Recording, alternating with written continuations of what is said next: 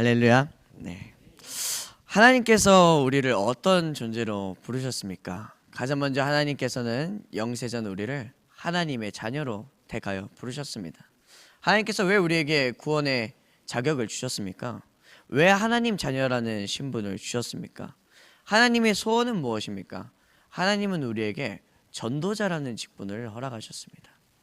하나님께서는 나를 통하여 그리스도의 증인으로 세워지길 원하시고, 나를 통하여 만인이 살아나는 그 응답 속에 나를 지금도 밀어넣고 계십니다. 그래서 우리가 오늘 가장 먼저 받아야 될 응답이 있습니다. 그 제목이 바로 나의 24 전도 캠프, 그리고 그 치유 속으로 들어가라.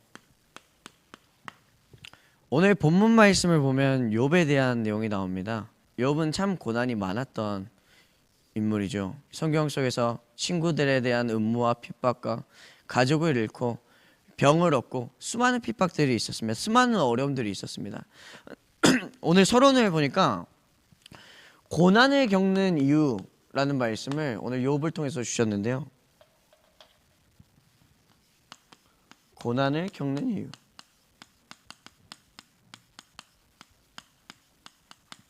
하나님은 왜 우리에게 고난을 허락하십니까? 세상 사람들을 포함한 하나님의 백성들에게도 동일하게 고난이 있고 어려움이 있습니다. 왜 우리는 근본 문제와 영적인 문제, 나의 신분이 완전히 해결되었음에도 불구하고 이 고난 속에 들어가는 겁니까? 때로는 이 고난은, 혹은 우리에 대한 대가는 우리의 잘못을 통해서, 어려움을 통해서, 실수를 통해서 돌아오기도 하지만, 모든 고난이 나의 잘못과 나의 실수를 통해서 오는 것은 아닙니다. 오늘 보니까 욥기서 2장 6절에서 10절 말씀에 하나님께서 직접 사단에게 욥을 시험할 수 있도록 허락하셨다라고 했습니다. 하나님께서 욥의 그 신앙을 확인하시기 위하여, 욥의 믿음을 보시기 위하여 사단에게 욥을 괴롭힐 수 있도록 허락하셨다라고 하셨습니다. 사단에게 허락하시니 욥의 몸에 종기가 돋아났고, 괴로움 속에서 질그릇을 가지고 유리 조각으로 몸을 긁고 있던 그 욥에게 하도 한심하니까 아내가 말을 합니다. 차라리 하나님을 욕하고 그냥 죽어라. 그렇게 살 바에는. 왜? 워낙 괴로워 보이니까, 워낙 힘들어 보이니까. 그 아내가 그랬다니까요. 아내가 하나님을 몰랐겠습니까? 아내가 그랬어요. 욥이 괴로워 보이니까. 그런데 가장 중요한 것은 욥의 믿음을 여기서 볼 수 있다는 거예요. 욥이 어떠한 고백을 하냐면, 아내에게 참으로 어리석다라고 이야기를 하면서, 하나님께 내가 복을 받았은즉 화를 얻음도 당연하다라고 했습니다. 이 말은 곧 내가 여호와로 하여금, 예수 그리스도로 하여금 구원받은 이 은혜가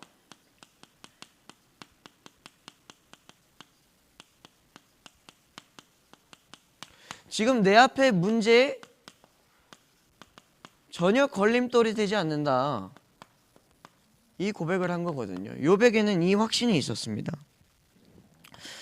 고난을 겪는 이유, 하나님께서 때로는 우리에게 고난을 허락하십니다. 그런데 이 고난 속에서 완전히 극복하기 위해서는 우리는 총 4가지의 치유가 시작되어야 되는데요.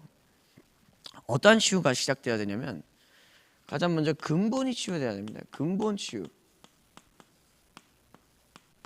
앞서 말씀드렸다시피 이 고난은 우리가 잘못을 해서 생기는 고난도 있고, 잘못하지 않았음에도 불구하고 하나님께서 허락하셔서 생기는 고난들도 있습니다. 모든 것은 하나님의 절대 주권 속에 있지만, 이 근본적인 치유는 결국에 요한복음 8장 44절의 말씀처럼 가장 먼저 내가 하나님을 떠난 상태라는 그 사실이 확인되어지고 고백되어져야 돼요. 내가 죄인이라는 그 사실이 믿어져야 된다는 거예요. 내가 이 근본적인 문제 속에서, 하나님을 떠난 그 상태 속에서, 내가 이 마귀의 자녀라는 그 영적 배경 속에서 완전히 예수 그리스도로 하여금 벗어나지 않으면 안 된다는 거예요. 그래서 이 예수 그리스도의 비밀이 믿어짐으로써 이 근본이 가장 먼저 치유돼야지 우리는 고난에서 벗어날 수가 있습니다. 그 다음으로 우리는 두 번째로 영혼이 치유되어야 됩니다. 영혼 치유. 네. 네, 영원히 치유받아야 되는데요. 요한일서 3장 8절이죠. 죄를 짓는 자는 마귀에게 속하나니 마귀는 처음부터 범죄함이라. 하나님의 아들이 나타나신 것은 마귀의 일을 멸하려 하심이라. 근본적인 영적인 배경도 치유되었지만 결국에 우리의 이 영혼도 마찬가지로 우리가 죄 가운데 이 사탄의 속삭임과 사탄의 유혹 속에서 흔들리지 않는 그 중심, 그것이 완전히 내 안에 망대로 세우지 않으면 결코 이 영혼이 하나님을 바라보는데, 하나님을 찬양하고 기도하고 예배하는데 걸림돌이 되어질 수밖에 없어요. 나의 신분과 배경은 분명히 그리스도로 끝났다니까요. 근데 내 이 영혼이 주를 바라보지 못하고 이 내 영혼 안에 그리스도의 절대 망대가 세워지지 못하니까 구원받은 내가 문제 때문에 하나님을 바라보지 못하고 하나님을 찬양하지 못하고 예배를 찬양할 수 없는 상태에 놓이게 되는 거예요. 그래서 우리는 세 번째로 이 영혼 치유를 통해 예배가 회복되어지면 삶이 치유되어야 돼요. 삶의 치유. 어떤 말씀인가 하냐면 로마서 10장 17절의 말씀이에요. 로마서 10장 17절. 우리가 왜 예배를 드리고, 우리가 왜 훈련을 드리고, 우리가 왜 함께 기도하고, 왜 함께 모여서 포럼을 하고, 우리가 왜 함께 찬양을 합니까? 믿음은 들음에서 난다고 로마서 10장 17절에서 나왔습니다. 우리가 단순히 그냥 이야기를 하는 것 같아도, 단순히 포럼을 하는 것 같아도, 단순히 우리의 자녀를 예배로 끌고 오고 데리고 오는 것 같아도 사실 지금 우리는 씨를 뿌리고 있는 거예요. 말씀 속에서 하나님께서 그러셨잖아요. 씨 뿌리는 자의 비유. 우리는 계속 씨를 뿌리는 거예요. 우리가 씨를 받는 이 대상이 어떤 밭인지는 모릅니다. 옥토밭일 수도 있고 좋은 밭일 수도 있고 가시밭일 수도 있고 돌밭일 수도 있고 길가밭일 수도 있어요. 그러나 하나님께서는 지금도 우리에게 씨를 뿌리라고 하셨어요. 그래서 우리가 이 예배의 자리에 와서 하나님께서 주의종을 통해서 주시는 이 말씀의 씨앗을 지금도 나의 밭에 담고 있는 겁니다. 이 사실이 믿어지고 확인되어질 때 우리의 삶이 치유가 되어집니다. 그런데요, 말씀을 받은 것에서 끝나서는 안 됩니다. 우리는 마지막으로 네 번째, 개인 치유가 시작되어야 됩니다. 개인 치유. 욥기서 42장 5절에서 6절 말씀인데요.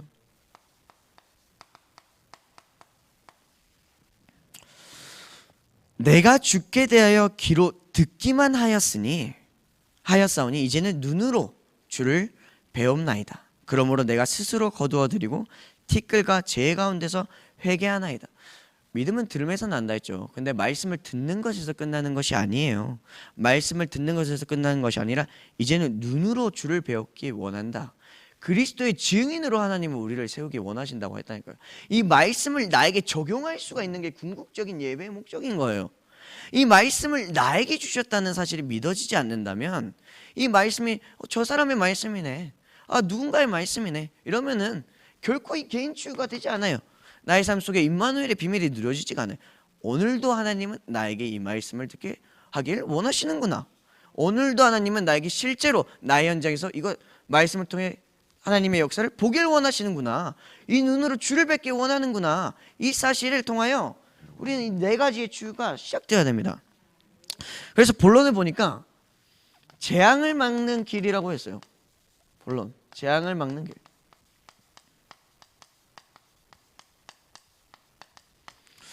로마서 1장 17절 말씀인데요. 복음에는 하나님의 의가 나타나서 믿음으로 믿음에 이르게 하나니 기록된 바 오직 의는 믿음으로 말미암아 살리라 함과 같으니라. 오직 의는 믿음으로 말미암아 산다고 하셨습니다. 그렇다면 우리는 어떠한 믿음이 있어야 됩니까? 항상 기억하셔야 됩니다. 우리 하나님의 백성들은 5가지 확신, 첫 번째로 이 5가지 확신을 잊어서는 안 됩니다.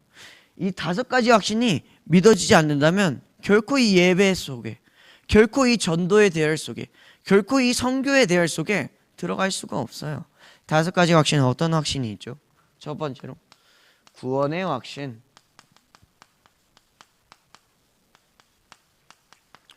이 그리스도의 복음이 제가 믿어졌던 순간은 나의 절대 불가능이 확인되었을 때예요. 그리고 나의 절대 불가능을 알고 그리스도만이 절대 가능하다는 사실이 고백되었을 때예요. 율법은 반드시 필요합니다. 근데 율법을 가지고는 구원에 이를 수가 없습니다. 율법의 완성되신 이가 바로 그리스도잖아요.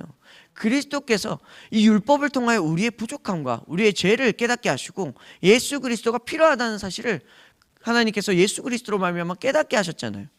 이 구원의 확신이 없다면 우리는 예배할 이유도 없고 기도할 이유도 없고 찬양할 이유도 없고 오늘 이 자리에 올 이유도 없고 살려야 될 이유도 없는 겁니다. 하나님을 만나야 될 이유도 없는 겁니다. 가장 먼저 이 구원의 확신 속에서 나의 정체성을 기억해야 돼요. 하나님이 나를 누구로 부르셨는가? 하나님은 반드시 우리를 단순히 구원해서 끝내는 것이 아니라 전도자의 직분을 주셨다고 했어요. 나를 살리는 자로 부르셨단 말이에요.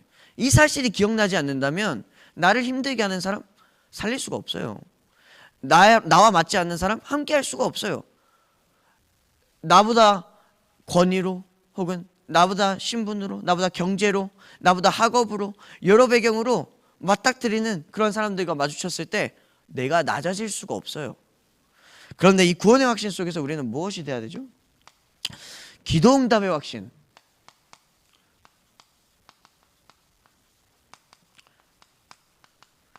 삼성의 이재용 회장이 이건희 회장의 아들이잖아요. 근데 아버지가 이건희 회장인데 아버지와 전혀 관계없는 삶을 산다면 그냥 한낱 이재용이라는 사람인 것뿐입니다. 근데 그 사람이 이건희 회장의 아들이기 때문에 그런 배경이 있기 때문에 지금처럼 뉴스라든가 삼성의 가장 큰 지금 회장으로서 부회장으로서 지금 이끌어갈 수 있는 거란 말이에요. 내 아버지 대신 하나님의 그 이름을 가지고 예수 그리스도의 그 이름을 가지고 우리는 기도할 수 있어야 돼요. 근데 이 기도를 한마디로 제가 정리를 해봤는데 하나님께 질문할 수 있어야 됩니다. 가장 우리가 많이 실수합니다. 하나님께 먼저 질문하고 인도받는 그 습관이 우리에게 반드시 있어야 돼요. 작은 것이나 큰 것이나 반드시 하나님께 물어볼 수 있어야 돼요. 세 번째로 우리는 인도의 확신. 무엇이죠? 하나님의 절대 주권을 믿어라. 내가 겪는 이 고난조차도 내가 받은 이 은혜조차도 하나님의 절대 주권 속에서 하나님께서 허락하신 일이다. 이 인도의 확신이 우리는 오늘도 믿어져야 되고 영원토록 믿어져야 됩니다. 네 번째로 사제의 확신입니다. 우리는 그리스도로 충분합니다.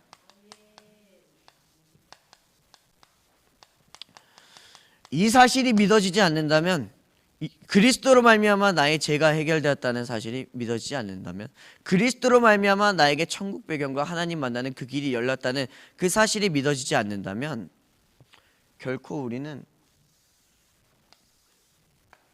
하나님 자녀의 정체성과 하나님께서 나에게 맡기신 이 사명과 교회 안에서의 헌신, 이 일들의 중요성과 가치 하나도 이해할 수가 없습니다.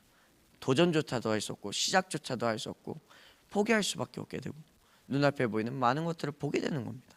그래서 마지막 다섯 번째로 승리의 확신.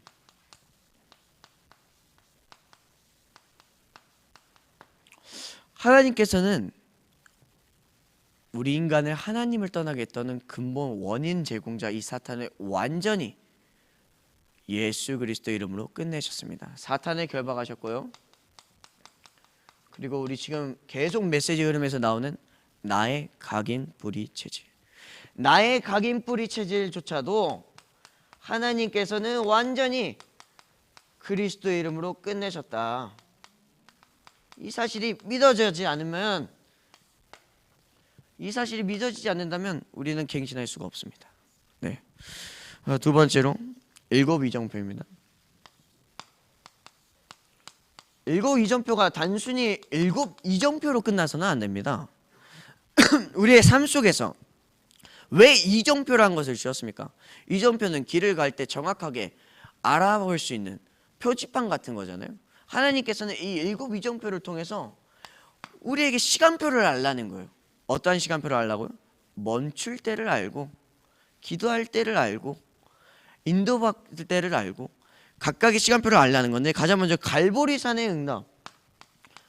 렘넌트들은 반드시 일곱 이정표를 기억하셔야 됩니다. 갈보리산 무엇이죠? 그리스도께서 십자가로 완전히 끝내셨다. 그리스도의 보혈, 그리스도의 피, 이 그리스도께서 하나님 만나는 완전한 길, 유일한 길 되신 그리스도, 이 사실이 가장 먼저 영순위로 우리는 확인되어야 됩니다. 그 다음 감람산, 하나님 나라의 일.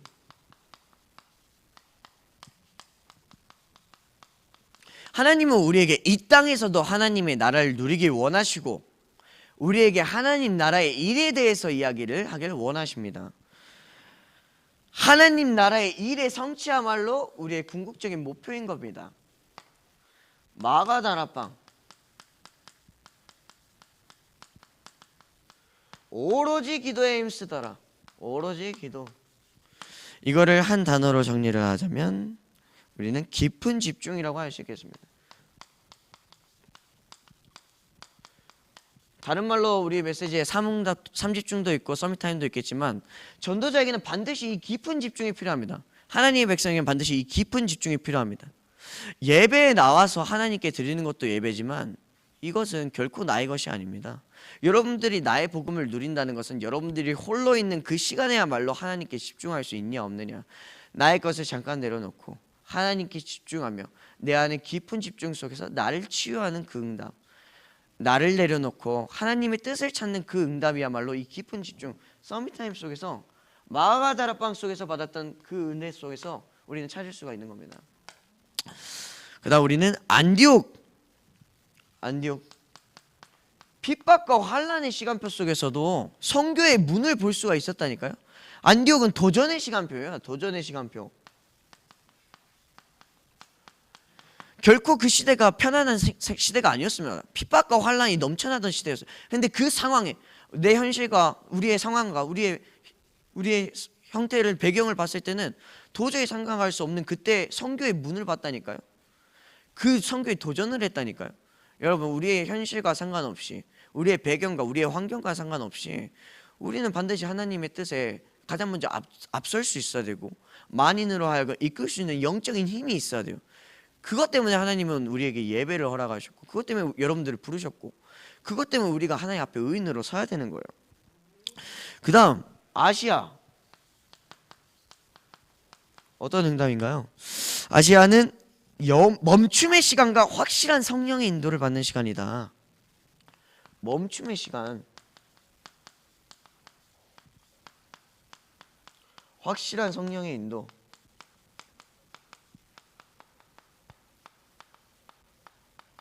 성경은 너무나도 참 감사합니다.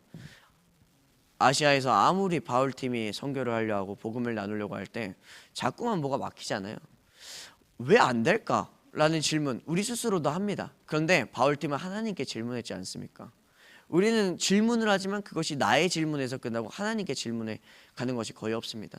이 바울팀을 통해서 하나님은 이야기하셨습니다. 자꾸만 안 되어지고 자꾸만 뭐가 막힐 때 하나님을 바라봐라. 그 속에서 하나님의 뜻이 무엇인 줄 알아라. 바울팀이 질문했을 때 하나님은 어떠한 문을 열어주셨죠? 마게도냐로 인도하시지 않았습니까? 마게도냐. 아, 하나님의 계획은 마게도냐라는 현장에 있었구나. 하나님의 현장은 여기에 있었구나. 하나님의 숨겨진 계획,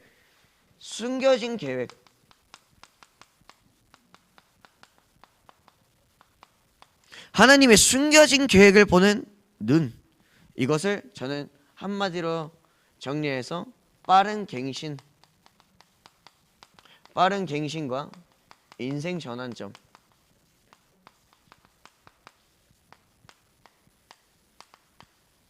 마게도냐, 이 시간표를 통해서 바울팀은 빠른 갱신과 인생 전환점의 응답을, 그 비밀을 찾을 수가 있었어요. 7번째, 로마. 나의 로마를 찾아라. 하나님께서 내게 주신 나의 역할을 찾아라. 이것이 우리에게 전무후무한 응답으로,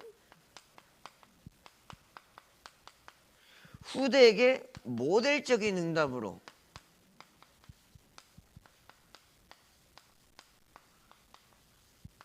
우리 천국 배경에 영원한 상급으로 남을 것입니다. 여러분들이 하는 크고 작은 헌신들과 예배, 전도, 선교 결코 헛되지 않습니다. 이 상급들이 천국 보좌에 기록된다. 천국에 반드시 하나님의 곳간에 차곡차곡 쌓여지고 있다는 이 사실이 믿어져야 됩니다. 그 속에서 우리는 헌신할 수 있는 거고, 그 속에서 우리는 담대히 전도할 수 있는 거고, 선교할 수 있는 거, 그 영원한 미래의 확신 속에서 우리는 오늘도 나아가는 겁니다. 여러분들에게 주신 하나님의 역할 발견해야 됩니다. 나의 역할 무엇인지, 나에게만 주신 전무후무한 응답 무엇인지 확인해야 됩니다. 그래서 결론입니다. 나의 24 치유.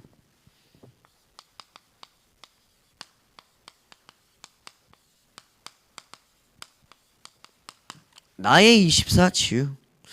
사도행전 4장 20절 말씀에 베드로와 요한이 고백을 하는데요. 어떤 고백을 하냐?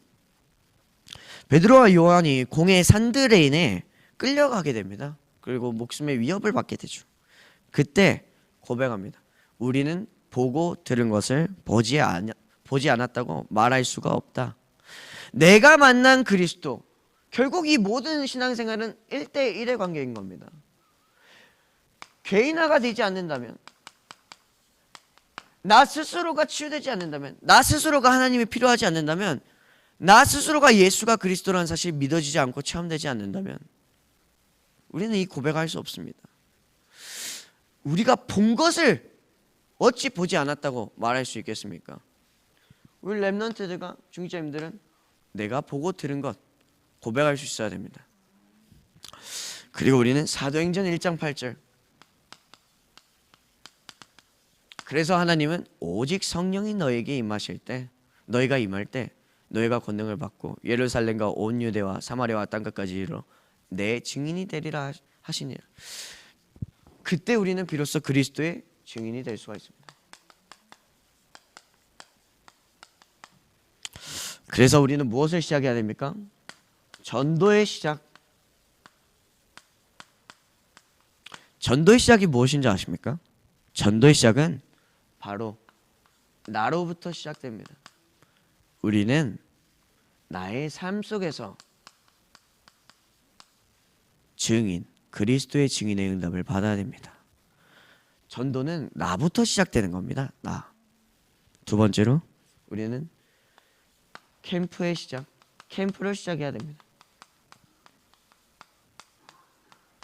누구로부터 시작해야 됩니까? 나로부터 시작해야 되는 겁니다. 올해 원단 메시지와 올 한 해간 받아왔던 수많은 메시지의 흐름 속에 공통점은 모든 것이 캠프 현장이고 모든 것이 전도 현장인 겁니다. 여러분들의 모든 현장은 캠프라는 것을 반드시 기억해야 됩니다. 누구를 통해? 여러분들을 통해, 나를 통해. 세 번째로 치유의 시작.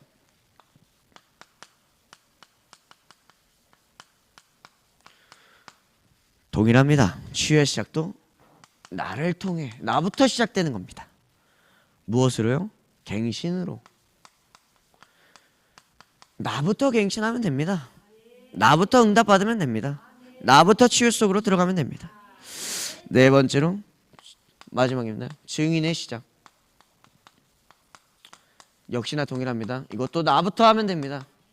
네, 우리는 이 증인의 비밀을 임마누엘의 비밀 속에서 누릴 수가 있습니다. 이 모든 영육 간의 비밀들이 믿어지고 실제로 누려지기 위해서는 반드시 24시간 집중하고 기억해야 할 대상이 있죠. 그 치유의 시작이 바로 나의 기준이 오직 예수 그리스도라는 사실이 믿어지고 그것으로 충분할 때 우리는 비로소 삶에서 시인하고 고백할 수가 있는 겁니다. 네, 기도하겠습니다. 지금도 살아계신 아버지 하나님 감사합니다. 오늘도 그리스도의 증인으로 가는 이 여정 속에 하나님께서 나에게 허락하신 이 삶 속에 하나님의 절대 주권을 믿고 나부터 그리스도 안에 24 치유 속에 들어가게 하여 주시옵소서. 나를 통하여 전도 캠프가 시작되게 하시고 나를 통하여 치유 캠프가 시작되게 하시고 나를 통하여 증인들이 세워지는 은혜가 있게 하여 주시옵소서. 지금도 살아계신 주 예수 그리스도 이름으로 기도하옵나이다. 아멘.